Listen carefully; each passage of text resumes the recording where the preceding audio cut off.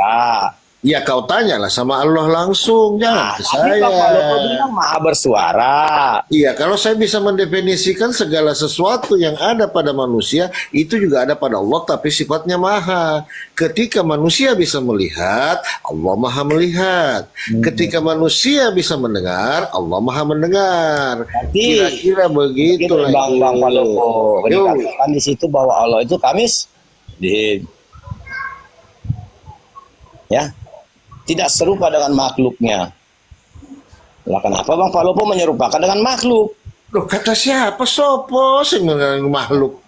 Nggak bisa diserupakan dengan makhluk. Nah, kalau manusia bisa mendengar, Allah bisa mendengar. Kalau manusia bisa berbicara, Allah bisa berbicara. Kalau manusia bersuara, Allah punya suara. Lah kalau saya bilang begini tunggu bang. Oke, saya compare ya. Yohanes 5:37. Dialah yang bersaksi tentang aku. Rupanya tidak dapat kau lihat dan suaranya pun tidak dapat kau dengar. Apakah di sini bisa kita definisikan bahwa Tuhanmu itu bisu? Kan tidak begitu, Bang. Ayo. Kami tidak mengatakan Tuhan kami bisu. Nah, itu ayatnya suaranya tidak dapat didengar. Orang yang tidak dapat didengar suaranya bisu atau tidak? Orang tertentu yang dapat mendengar. Saya tanya, orang bisu bisa nggak didengar suaranya? Hah? Tidak. Nah, berarti Tuhanmu bisu. Tetapi ada yang dapat mendengar suaranya. Suaranya tidak dapat kau ada dengar. ayatnya gini Bang Palopo. Mana ada kau tambah-tambah. Bukan engkau yang memilih aku, tetapi aku yang memilih engkau. Nggak nyambung itu. Ya iya, dia yang memilih. Nah tetapi kalau di ayat Anda mengatakan bahwa Allah itu tidak serupa dengan makhluk, ya, laisa kamitslihi, ya. Makhluk itu apa? Dapat melihat, dapat mendengar, dapat berbicara. Berarti serupa dong. Oke, silakan Ustadz Sugi, Yaitu bedanya kalau makhluk itu nggak pakai maha. Kalau Allah pakai maha, Allah maha mendengar. Ya, jadi jangan dihilangkan kata mahanya itu. Karena kalau kata mahanya itu dihilangkan, maka dia sejajar dengan makhluk. Ya, terus yang jadi masalah apa? Berarti dia mendengar, manusia juga mendengar. Maha mendengar, jangan cuma mendengar doang. Maha mendengar. Manusia juga mendengar. Iya, tapi manusia tidak maha mendengar. Melihat, ya, berarti kan ada persamaan. Maksudnya gini, ada persamaan, ya. Ada persamaan. Samanya di mana antara maha dan biasa? Bagaimana bisa disamakan? Memang dia maha, tetapi sama-sama mendengar. Dia maha mendengar. Jangan dihilangkan ketika bersangkutan dengan Tuhan harus disertakan kata maha. Jangan mendengar doang, nggak bisa. Ini Ustaz Sugi, kalau dia maha mendengar, ya. Mendengar berarti dia maha, dapat mendengar semuanya, ya. Nah, kita juga dapat mendengar. Iya, tapi terbatas. Kalau Allah tidak terbatas, pendengarannya tidak terbatas. Bisa dengar, ya. Suara hewan bisa kita dengar, suara pesawat kita dengar, suara manusia kita dengar. Yang namanya suara kita dengar. Ada yang tidak bisa kita dengar, suara hewan. Kalau Allah mendengar semuanya. Iya, tetapi kan kita bisa dengar. Iya, bedanya maha dan tidak. Itu saja. Dikatakan Palopo tadi, dia tuli, dia tidak mendengar. Mana Bang Palopo mengatakan tuli? Ya, kalau dia bisu, dia nggak bisa bicara, berarti kan gitu kan? Nah, sama. Yang dikatakan Bang Palopo itu di dalam kitabmu tadi dikatakan suaranya tidak bisa didengar. Tidak sama. Nah, kalau tidak bisa didengar, bisu enggak? Benar juga itu. Iya, tetapi Anda mengatakan kami apa? Iya karena. Nah, iya, tidak sama dengan makhluknya. Betul. Nah, tetapi sama. Samanya di mana? Bisa melihat berarti punya mata. Allah maha melihat. Nah, di sini kesalahanmu. Kalau manusia melihat itu menggunakan indera, Allah maha melihat. Berarti dia tidak menggunakan indera. Dia melihat pakai apa? Nah, tidak tahu. Itu Tuhan. Tidak tahu. Duh, makanya laisa kamitslihi syai'un. Allah itu tidak seperti ciptaannya. Ketika manusia itu melihat dengan mata, karena Allah itu tidak seperti makhluknya, tentu berbeda. Begitu loh. Lah kalau kita mengatakan dia melihat, berarti dia punya mata. Misalnya Ustaz Sugi bisa melihat, berarti Ustaz Sugi punya mata. Iya, Allah maha melihat. Bedanya Allah maha melihat. Berarti Allah punya mata dong. Melihat tidak harus dengan mata. Lah lantas dengan apa? Ketika kamu mimpi, Begini, kamu Ustaz melihat bentar. Ketika kamu mimpi, apakah kamu melihat dengan mata? Ya saya melihat di dalam mimpi saya. Ya, melihatnya pakai apa? Melihatnya pakai apa? Melihatnya. Mata di dalam mimpi saya. Betul tidak? Begini Ustaz Sugi. Kalau Anda cerita mimpi, ketika Anda bermimpi bertemu dengan saya, Anda pasti punya mata di situ kan? Tapi tidak mata jasmani saya yang saya pakai, bukan. Bukan mata jasmani di situ. Nah, kalau manusia saja bisa melihat tanpa menggunakan mata jasmani, apalagi Allah. Begitu, ya, Bos. Anda di mimpi Ustadz Sugi ya, Anda ceritakan di mimpi. Saya bermimpi bertemu Ustadz Sugi, saya melihat Ustadz Sugi. Karena apa? Di dalam mimpi saya itu saya punya mata. Iya, tapi bukan mata jasmani yang kau pakai. Yang jelasnya saya punya mata kan? Oh iya, tapi bukan mata jasmani yang kau pakai. Emangnya ketika kamu mimpi yang kamu pakai mata jasmanimu, sementara mata jasmanimu terpejam. Mata Ustadz Sugi. Emang kamu tidur itu matamu melek gitu? Ketika kamu tidur matamu melek? Saya tanya tadi Ustadz Sugi, Allah punya mata tidak? Ya tidak tahu Ustadz Sugi bilang. Nah, tapi Anda sekarang menjelaskan bahwa punya mata hati. Kenapa beda jawabannya? Kok beda jawabannya? Kan sudah saya jelaskan. Allah itu maha melihat. Nah, apakah melihat itu harus dengan mata? Saya buktikan tidak. Apa contohnya ketika kamu ketika kamu tidur itu tidak melihat dengan mata jasmanimu. Mata jasmanimu terpejam. Memang kamu tidur melek. Lantas saya melihat dengan apa? Mata rohani. Nah, berarti Allah juga punya mata kan? Ya iya, tapi matanya Allah itu tidak seperti, kan tadi saya jawab tidak tahu apakah mata Allah itu seperti mata kita, ya tidak. Karena laisa kami selihi sayun. Aduh, laisa kami selihi sayun, Allah itu tidak seperti ciptaannya. Gitu loh. Yang jelasnya Ustadz Sugi yang saya katakan tadi, Allah punya mata tidak, Anda mengatakan tidak tahu. Saya nggak mengatakan Allah tidak punya mata. Yang bilang siapa? Saya tidak tahu bagaimana matanya Allah. Nah, jangan dipelintir. Beda antara tidak punya mata dengan saya mengatakan tidak tahu, itu beda. Iya, nah ya? Terakhir Anda mengatakan, saya tanya,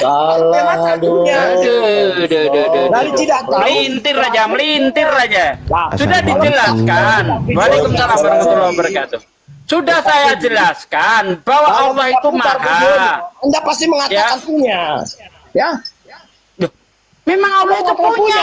Pertama Anda mengatakan tidak tahu, ya. Terakhir saya tanya lagi. Tidak tahu. Mimpi Anda yang saya maksud tidak tahu itu bagaimana keadaan mata Allah itu. Nah, itu yang tidak saya ketahui.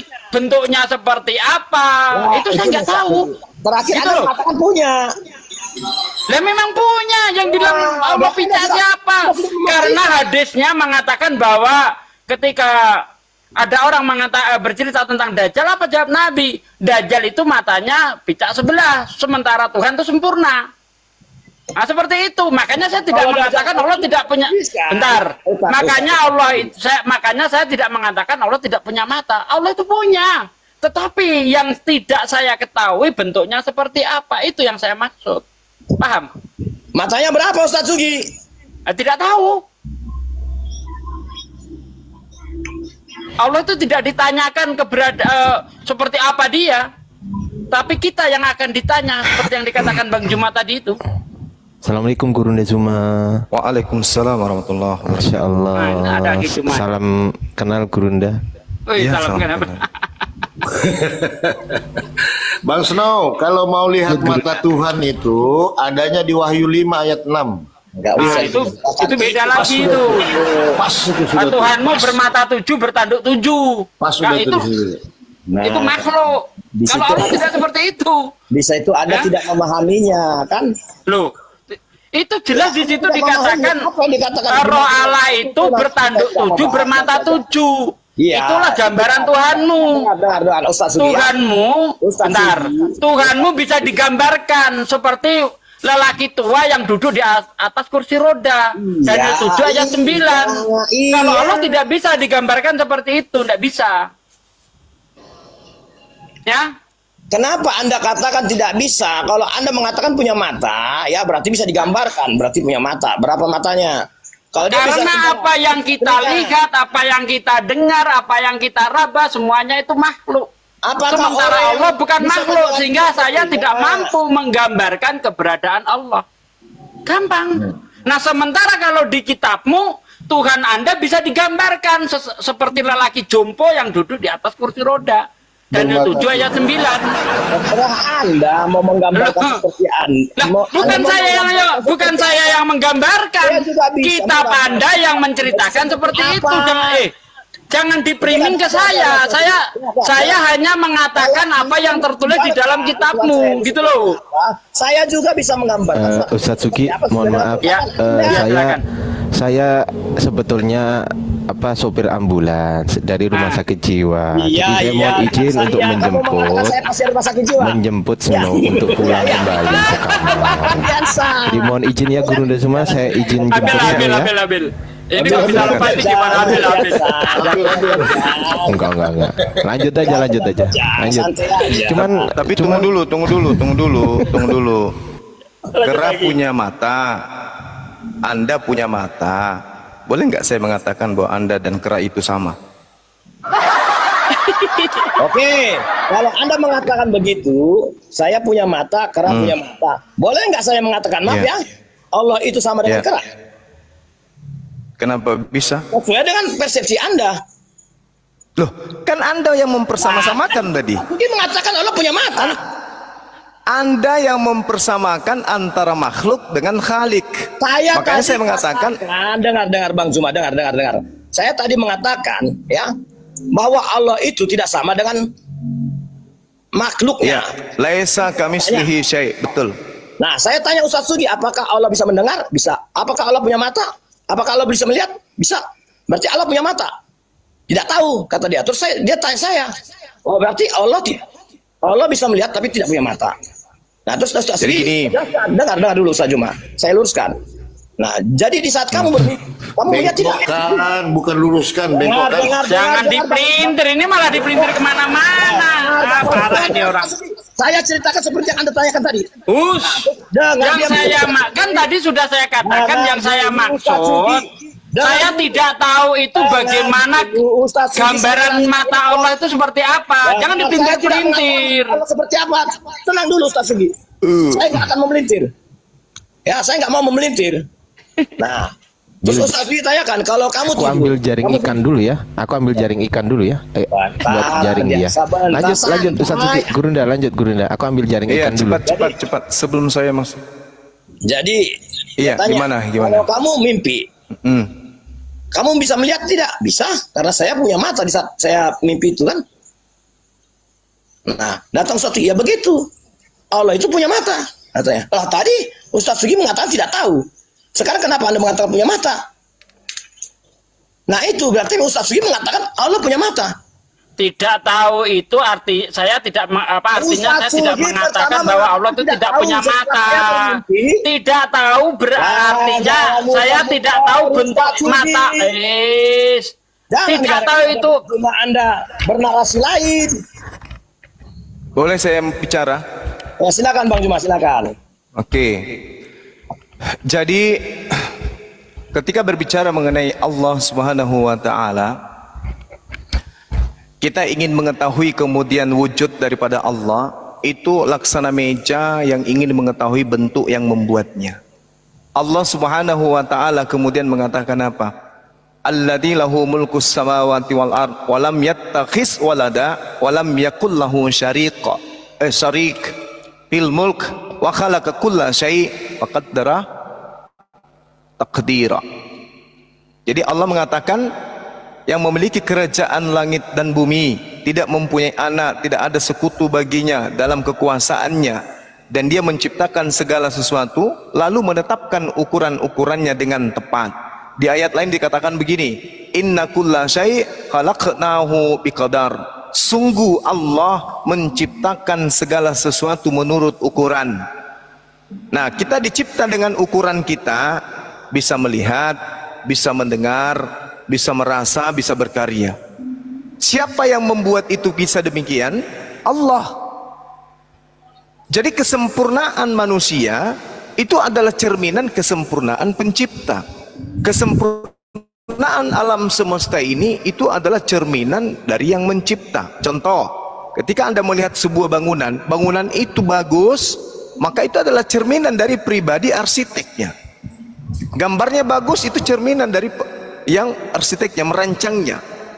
Ketika kemudian bangunan itu jelek, maka itu cerminan daripada yang membuatnya. Alam semesta ini sempurna, itu cerminan daripada yang menciptakan. Manusia itu dicipta dalam bentuk sempurna, itulah cerminan daripada yang menciptakan. Nah, ketika dikatakan Al-Quran, laisa kamitslihi syai', tidak ada yang serupa dengan Allah, sama seperti di dalam Yeremia 10 nomor 6, tak ada sesuatu apapun baik di langit maupun di bumi yang serupa dengan Allah. Lalu bagaimana dengan Allah melihat? Lalu bagaimana kemudian manusia Allah itu mendengarkan? Ini cerminan. Kita mampu mengatakan kata melihat karena kita memiliki unsur yang diasalkan dari kesempurnaan kemahamelihatan Allah. Kita bisa berkata itu disebabkan karena unsur yang menciptakan kita maha berkehendak. Kita bisa mendengarkan itu karena cerminan daripada kemahamendengaran yang menciptakan kita. Jadi kesempurnaan diri ini itu cerminan daripada keutuhan kesempurnaan daripada yang mengadakan kita. Jadi kalau dikatakan Tuhan itu melihat, manusia melihat, tidak bisa disetarakan dengan melihatnya Tuhan dengan melihatnya manusia. Oh, berarti Tuhan itu punya mata. Siapa bilang? Ya karena kita melihat. Yang Anda ukur itu kan manusia. Manusia bisa melihat karena ada mata. Oh, Tuhan bisa melihat karena ada mata. Itu lucu. Karena maha melihat dengan melihat itu beda. Tuhan maha melihat, kemudian dia menciptakan makhluk untuk melihat, maka Tuhan menciptakan mata untuk memiliki dimensi melihat, mengetahui hal di luar dirinya dengan mata. Maka Tuhan menciptakan itu. Apakah pada diri Tuhan itu ada unsur ciptaan? Pada dirinya tak ada. Berarti pada dirinya tak ada mata seperti mata yang kita miliki. Tapi kalau dikatakan maha melihat, jelas. Karena cerminan daripada ciptaan yang bisa melihat ini, itu adalah bias dari kemahamelihatan Tuhan. Kenapa manusia bisa hidup? Karena itu adalah bias daripada Allah yang maha hidup. Itu yang perlu dipahami oleh saudara Kristen yang tadi. Jadi pada diri Allah tidak ada dikatakan punya mata seperti kita, tapi pada diri Allah ada unsur maha melihat. Bagaimana Allah melihat? Apakah menggunakan mata? Makhluk melihat menggunakan mata. Allah melihat menggunakan apa? Laisa kamitslihi syai'. Tak ada yang bisa menyentuh hakikat itu. Tak ada yang bisa kemudian memberikan analogi seperti itu. Kecuali kalau orang yang datang, anak kecil, anak TK, bertanya ke kita, Tuhan itu melihat. Ya, manusia juga melihat. Ya, berarti Tuhan punya mata. Kita boleh menjawabnya. Ya, kalau anak TK. Kalau anak TK. Kenapa bisa demikian? Karena dimensi otak maksimal ketika dia berkata itu dilihat dari kematangan berpikir. Kalau anak kecil yang bertanya seperti itu, wajar. Tapi kalau orang yang sudah dewasa pertanyaannya kayak begitu, itu sudah tidak wajar.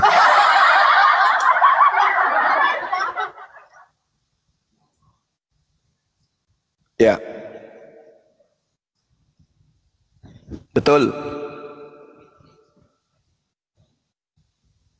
Iya, terus? Yes.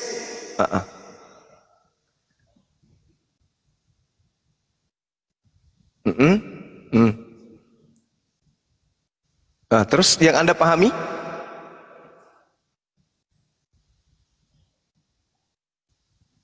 Loh, laisa kamitslihi syai'. Sekarang begini, Sekarang begini, giliran saya. Anda melihat bangunan itu adalah cerminan kesempurnaan arsitek. Coba Anda suruh bercermin si arsitek, apakah sama dengan bangunan?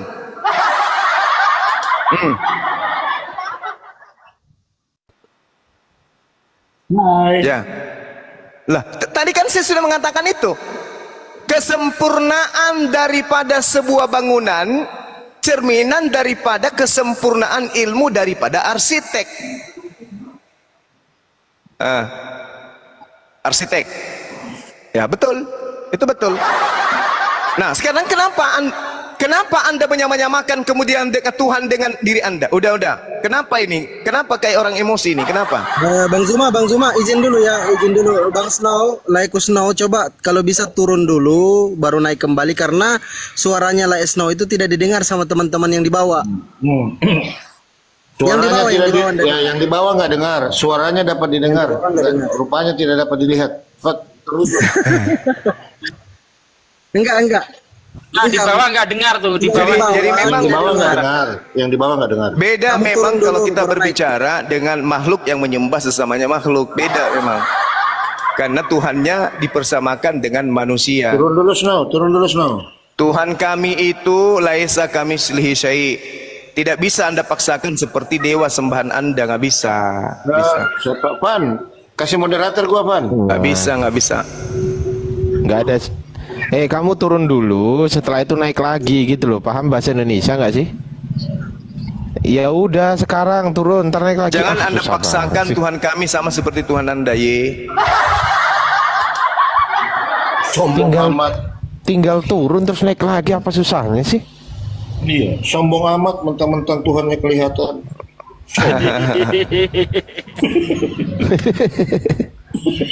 Jadi kita ini sedang berdiskusi sama anak TK yang memaksakan kapal selam itu adalah ikan. Nah, gini kan ya. Saya bukan memaksakan kapal selam itu adalah ikan. Saya itu Anda memaksakan Tuhan sama seperti manusia. Santai aja, Bang Zuma, santai. Saya hanya mengikuti narasi Anda. Anda mengatakan bahwa manusia itu adalah cerminan Allah, kan begitu? Iya. Terus? Anda mengatakan bahwa manusia itu adalah cerminan Allah. Iya. Terus? Nah, apabila Anda mengatakan cerminan, berarti gambaran, kan begitu? Nah, berarti kita ini gambaran Allah. Berarti rupa Allah itu Anda salah. Anda salah memahami itu. Kenapa? Karena cerminan Allah itu bukan hanya pada manusia. Alam semesta ini, kesempurnaan alam semesta ini itu adalah cerminan kesempurnaan penciptanya. Anda keliru ketika Anda mengatakan keterbatasan kesempurnaan. Ya, oke, bisa kita terima kesempurnaan. Tetapi Anda mengatakan tadi bukan kesempurnaan. Anda mengatakan kalau Allah itu maha melihat, kita ini ada cerminannya, makanya kita bisa melihat. Kan begitu? Ya, terus? Berarti kita ini cerminannya. Berarti Allah mata, makanya kita bisa melihat. Nah, itulah sakitnya kamu. Karena saudara, dengar, Anda mensifatkan Tuhan dengan sifat manusia. Itu lucu. Bukan mensifatkan, Bang Zuma. Anda mengatakan bahwa Tuhan itu sama seperti manusia, iya kan? Saya bukan mensifatkan, Bang Zuma. Anda mengatakan bahwa Tuhan itu sama seperti manusia, benar? Saya hanya mengikuti narasi Anda. Narasi saya, cerminan alam semesta kesempurnaan daripada makhluk, termasuk manusia, itu adalah cerminan Sang Maha Sempurna yang telah menciptakan alam semesta ini. Oke, saya akui Allah itu yang Maha Sempurna. Nah, terus kenapa Anda ingin memaksakan? Saya bukan memaksakan. Saya hanya mengikuti narasi Anda. Ya. Narasi saya gimana? Anda mengatakan bahwa kita ini adalah cerminan, gambaran, ya. Terus? Gambaran. Nah, kalau gambaran Bang Zuma itu seperti apa? Berarti ciptaan Anda itu ingin membentuk Tuhan itu ketika dikatakan cerminan Tuhan itu adalah manusia. Anda dalam analogi Anda itu, dalam pikiran Anda itu cermin. Betul? Bukan cermin Bang Juma. Lalu apa? Dengar, Bang. Lalu apa? Cermin Lalu apa? kaca Bang Juma. Oke, saya jelaskan. Akan kita cermin. Saya jelaskan sama Anda. Ketika Anda melihat sesuatu yang dibuat oleh yang punya karya, misalnya Anda melihat lukisan pemandangan. Siapa yang Anda sanjung di situ? Gimana Bang Juma? Ketika Anda melihat gambar lukisan, siapa yang Anda sanjung ketika lukisannya itu sangat indah? Yang Anda sanjung siapa? Tergantung dari sudut pandang. Bang Juma, orangnya Bang Juma. Ah, gimana? Ya orangnya yang membuatnya kan. Nah sekarang pertanyaan saya, ketika Anda melihat gambaran daripada pemandangan lukisan yang dibuat oleh si Fulan, Anda akan mengatakan kesempurnaan dan keapikan gambar tersebut itu disebabkan karena yang membuatnya itu sangat ahli. Ilmu gambar yang dia miliki itu sempurna, sehingga kesempurnaan daripada ilmunya tercermin dari gambar dari lukisan yang ia buat. Datang Anda mengatakan bahwasanya yang membuat gambar ini seperti ini modelnya, segi 4, ada gunung-gunungnya, ada lautnya. Ada salah menanggapinya Bang Juma. Itulah Anda. Jadi kalau Anda membandingkan dengan sebuah lukisan yang dilukiskan oleh seseorang, itu mencerminkan ya pemikiran dia. Nah itulah Allah. Astagfirullahaladzim ya Allah ya Karim. Pemikiran Bang. Loh, segala sesuatu. Dengar. Allah itu tidak punya pemikiran. Yang punya pemikiran itu manusia. La haula wala quwata illa billah. Allah Maha mendengar. Anda mengatakan berarti. La haula wala quwata illa billah. Kita punya puping. Kenapa ada orang otaknya nggak berfungsi kayak begini ya? Nah, inilah karena gambar dari turunin, dia nggak menerima turunin. Otak nggak berfungsi. Kenapa nggak berfungsi otaknya? Karena dia memaksakan Tuhan itu harus seperti Yesus. Betul. Gini Kristen. Nah, gini Bang, dia bukan Kristen. Dengar dulu maksudnya Bang Suma gini. Kalau kau menggambar monyet, masa saya bilang monyet itu adalah kau? Kan tidak begitu. Beda menggambar Bang Palopo dengan gambaran. Udah ngerti dia, nggak ngerti. Udah turunin aja, turunin. Tidak ada gunanya. Cari konten yang punya kelas. Oke. Kamu ke gereja, tarik celana pendeta ke bawah, buka pantatnya, jari telunjuk masukkan. Pull. Habis itu jilat. Mungkin dengan seperti itu bisa membantu Anda supaya otak Anda berfungsi. Kalau Anda sudah bisa membedakan bau atau tidak, berarti Anda sudah sehat. Oke Gurunda, aku kirim dulu ya ke rumah sakit, udah masuk mobil ini. Lanjut teman-teman. Iya, silakan. Parah. Cuma modal ngeyel doang. Ustadz Sugi, Mas Adiansa, Rifa, Bang Palopo, Ustadz Iya, Assalamualaikum. lagi. Santos, pokoknya semua gelar ada. Lanjut guru-guruku semua, Masya Allah. Gimana kabarnya Ustadz? Gimana kabarnya Bang Mutuh, Bang Palopo? Alhamdulillah, sehat-sehat. Alhamdulillah ya. Lanjut. Ya. Amos, Sama Amos saja, Pak Palopo Amos. Mungkin ada yang mau ditanya-tanya lagi, Amos, silakan, Dinda. Oh ada. Gini ada yang sama ketemu syair kayak gini. Awaludin ma'rifatullah, awal agama itu mengenal Allah. Itu bagaimana? Kenapa dalam Islam itu diajarkan pada anak sholat. Iya. Jadi Rasulullah Muhammad sallallahu alaihi wasallam itu mengajarkan tentang tauhid. Tauhid itu mengesahkan Allah. Tak ada sekutu, tak ada Tuhan, tak ada sembahan, tak ada pencipta, tak ada khalik selain daripada Allah. Itu 13 tahun lamanya. Hanya itu aja yang diajarkan oleh Rasulullah. Mentauhidkan Allah, mengesahkan Allah. Para nabi itu mengajarkan poin ini yang terpenting.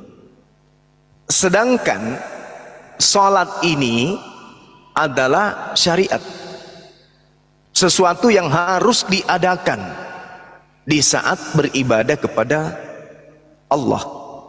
sesuatu yang harus dilakukan pada saat kemudian berhubungan dengan Allah.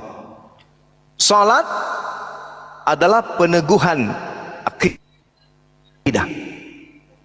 Salat adalah tiang agama. Runtuhnya agama ketika umat Islam itu sudah tidak melaksanakan salat.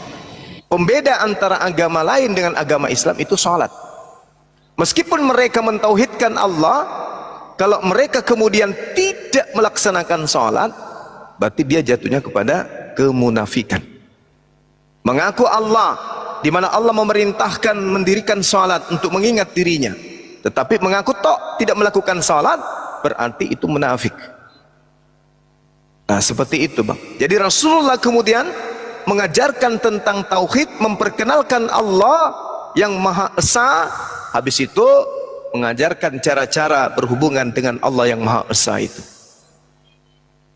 Makanya di Islam itu ketika dikatakan mana Tuhanmu, maka umat Islam ketika ditanya seperti itu menganggap yang bertanya ini tak ada akal.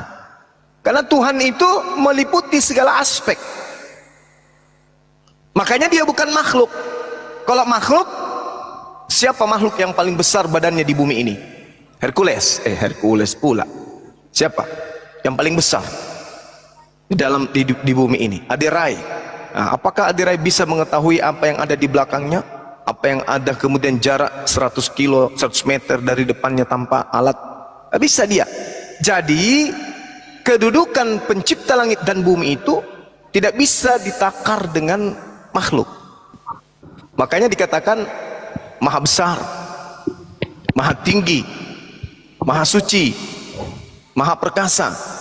Oleh karena itu kita berada pada dimensi kelemahan, tidak bisa kemudian mengatakan Tuhan itu begini bentuknya, Tuhan itu seperti ini. Itu nggak bisa. Gitu, Bang. Assalamualaikum Bang Juma. Waalaikumsalam warahmatullahi wabarakatuh. Sehat selalu, Bang. Ya. Sehat, alhamdulillah. Kan gini Bang Juma, Muhammad itu kan turun untuk menyempurnakan akhlak, bukan mengajarkan.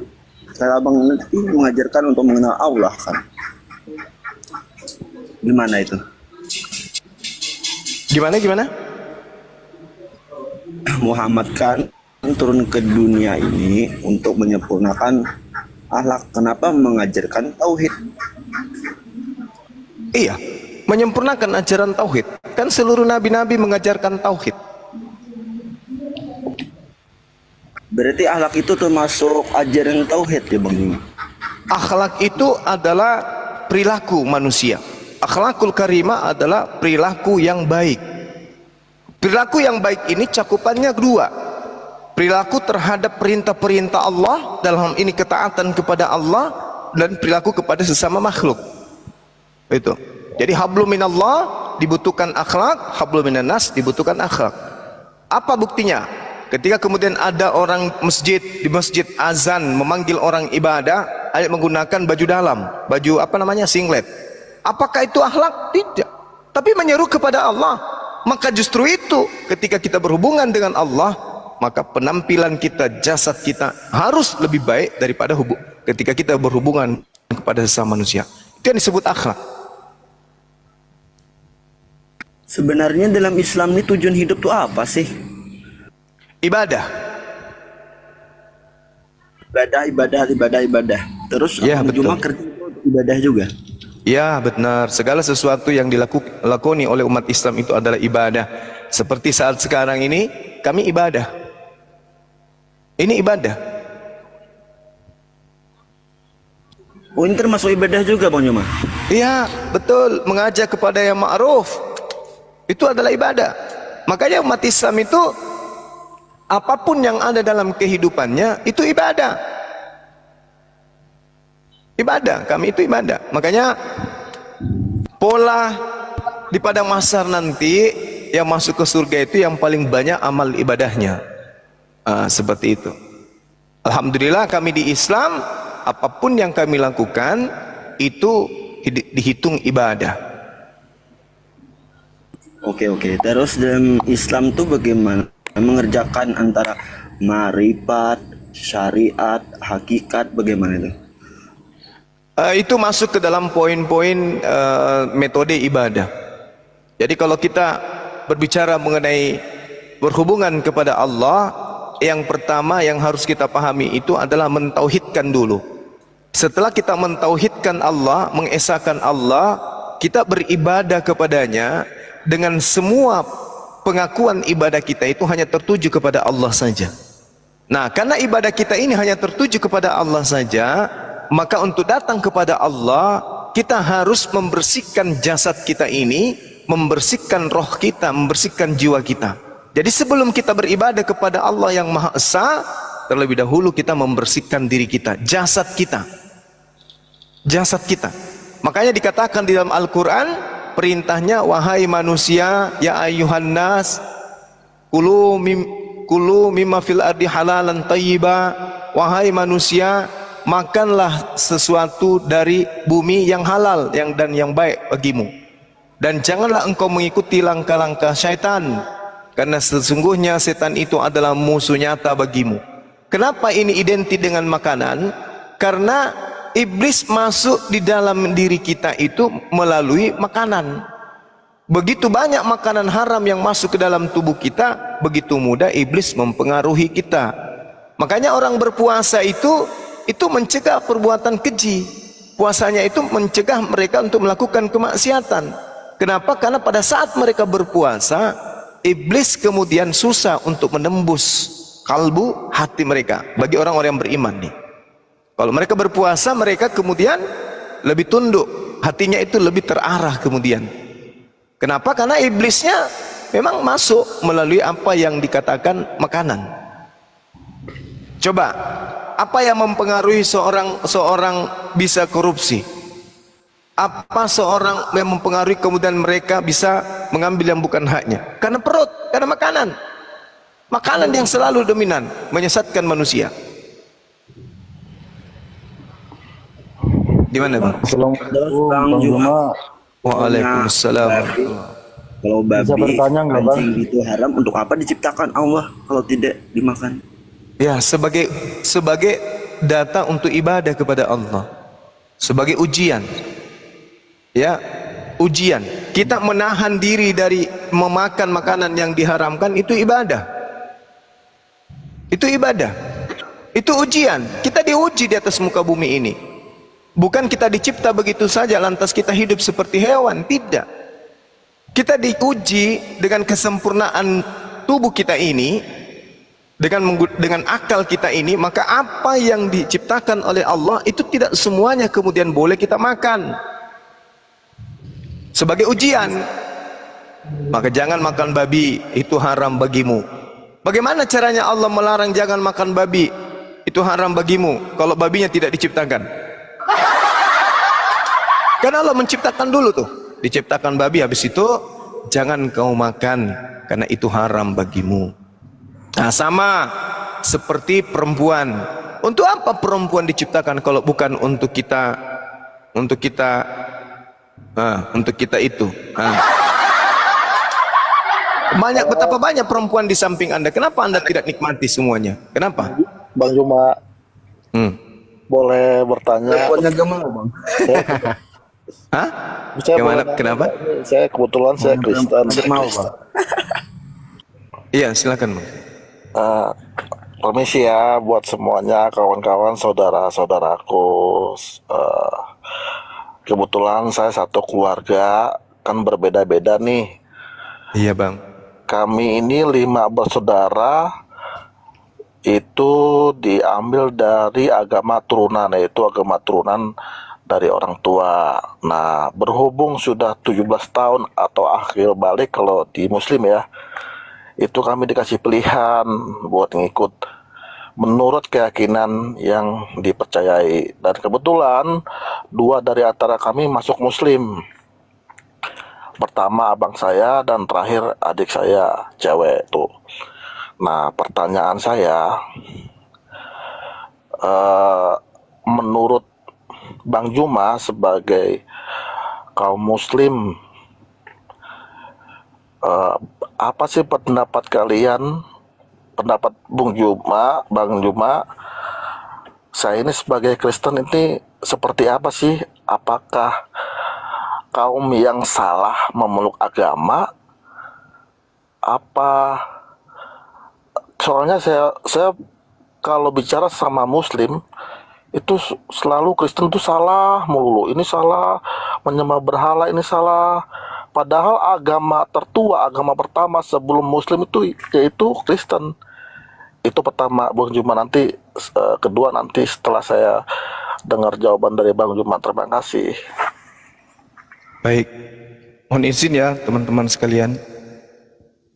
Jadi gini Bung, ketika saya ditanya sebagai Muslim, maka rujukan saya itu selalu kepada yang tertulis dalam Al-Quranul Karim. Kenapa Kristen ini selalu dibahas? Karena Al-Quran memang membahasnya. Wujud kesempurnaan kasih sayang pencipta kita, sehingga mewahyukan Al-Quran untuk memberikan peneguhan bahwa ini keliru, ini yang benar. Wa qulil haqqu mir rabbikum. Barang siapa kemudian ingin beriman silakan, yang mau kafir silakan. Kebenaran itu semuanya sudah datang dari Allah.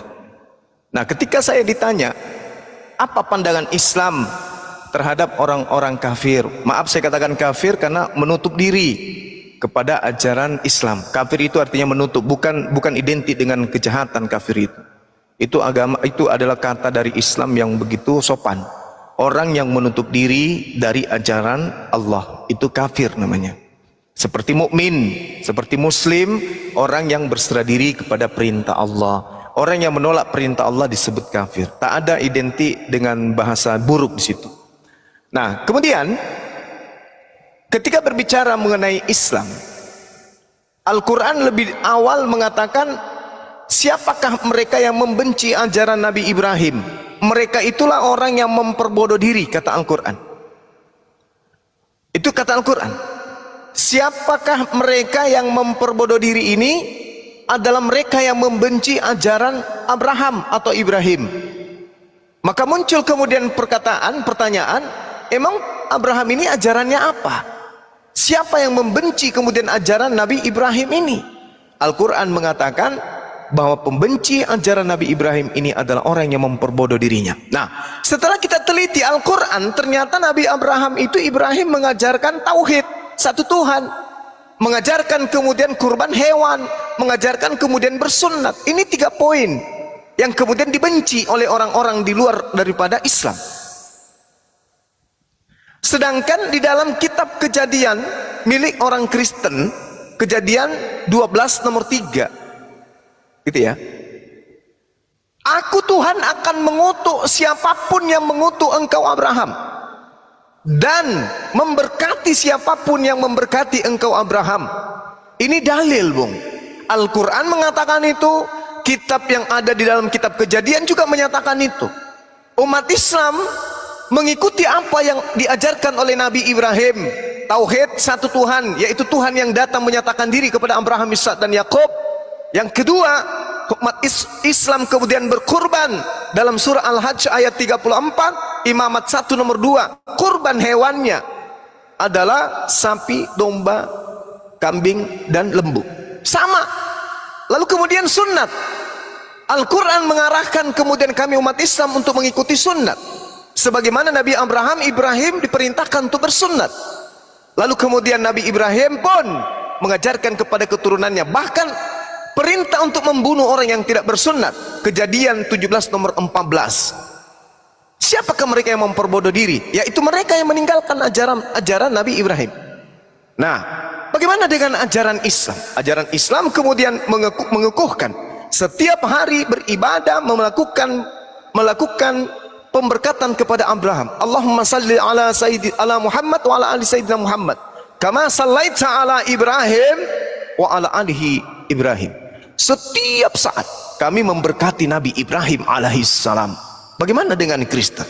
Di Kristen itu, Bang, kalau kita berdebat dengan orang Kristen, hujatan, kutukan terhadap Nabi Ibrahim itu beruntun mereka katakan. Contoh, mereka mengatakan Nabi Ismail anak haram, Nabi Ismail anak yang tidak sah, Nabi Ismail adalah anak budak. Itu tuh Satu kebanggaan bagi orang Kristen. Tapi dia lupa di dalam kitab yang mereka genggam, Tuhan mengutuk mereka karena mereka mengutuk Abraham dengan mengatakan Nabi Ismail anak haram, berarti Abraham melakukan sesuatu yang haram sehingga melahirkan anak haram. Ketika mengatakan Ismail anak zina, berarti Nabi Ibrahim berzina. Dengan mengatakan Ibrahim berzina, berarti itu adalah kutuk bagi orang-orang yang mengutuk Abraham. Itu poin pertama. Yang kedua, Al-Quran mengatakan innal ladina kafaru atau walladina kafaru wa kazzabu bi ayatina ulaika ashabun nar hum fiha khalidun. Adapun orang-orang kafir yang mendustakan ayat-ayat kami, mereka itulah penghuni neraka, mereka kekal di dalamnya. Ngeri ini, ngeri. Tapi kalau sebagai orang Kristen kan akan berkata, nah itu kan di dalam Al-Quran, kami tidak beriman kepada Al-Quran. Wajar ketika Al-Quranmu mengatakan itu. Oke, baik. Tapi bagaimana ketika kitab saudara yang mengatakan itu? Kitab Anda sendiri yang mengatakan bahwa orang Kristen itu akan dilemparkan ke dalam api neraka. Anda mau kemana? Seperti yang saya uraikan tadi, berulang saya menyampaikan, tadi malam juga saya menyampaikan.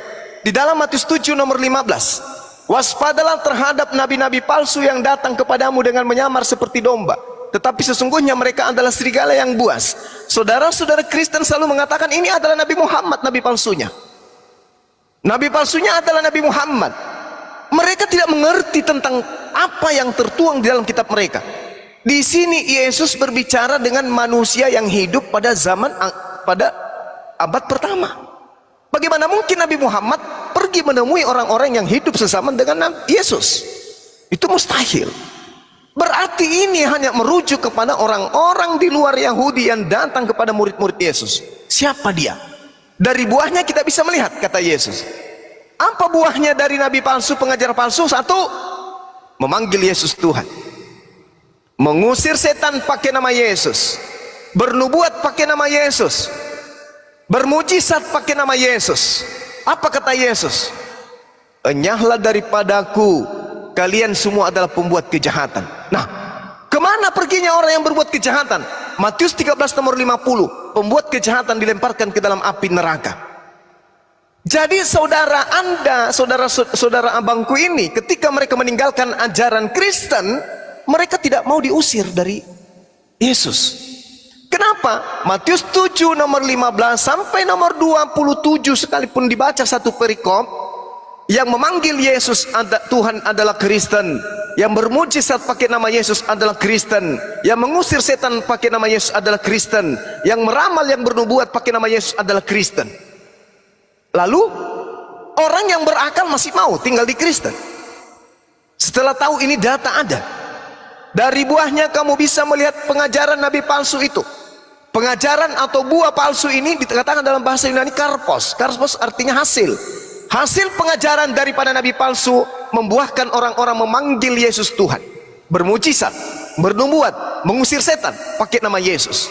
Nah sekarang kalau murid-murid Yesus hadir di tahun 2024 ini, terus mereka kita minta untuk menilai di mana pengajaran buah-buah nabi palsu itu berada menurut kalian wahai murid-murid Yesus, apakah di Islam ataupun di Kristen? Maka mereka akan meneliti di mana ada rumah ibadah yang memanggil Yesus Tuhan, di mana ada rumah ibadah yang bermujizat pakai nama Yesus, di mana kemudian ada tokoh agama yang mengusir setan, mengobati jemaatnya dengan menggunakan nama Yesus. Dia akan melihat di Islam tak ada satupun manusia memanggil Yesus Tuhan, tak ada orang bernubuat, bermujizat, mengusir setan pakai nama Yesus. Begitu dia pergi ke Kristen, semua memanggil Yesus itu Tuhan. Jadi buah dari nabi palsu itu berada di mana? Di Kristen. Mungkin itulah alasannya kenapa abang kita punya saudara meninggalkan ajaran Kristen, sebab mereka tidak mau diusir oleh Yesus. Saya kira demikian sementara. Silakan. Masya Allah, Masya Allah. Silakan Pak Selen. Oh ya, terima kasih Bang Juma. Sama-sama Bang. Ya, kalau untuk masalah saudara saya ini ikut Muslim, ya saya sih kurang paham ya. Tapi saya sebagai saudara kandung ya, saya berpikir apa yang terbaik itu yang dia jalanin, nanti kan pertanggungjawabannya nanti masing-masing. Nah, yang saya heranin ya kan, terkadang saya suka merasa sedih juga. Umat muslim kadang suka menghina Yesus pakai kolor, disalib begini-gini. Saya sih sebenarnya nggak terlalu ini ya, karena ya biasalah manusiawi ya. Kadang-kadang mulut sama hatinya itu nggak sinkron. Jadi mereka belum mengenal Yesus gitu. Jadi ya saya pikir wajar. Karena apa?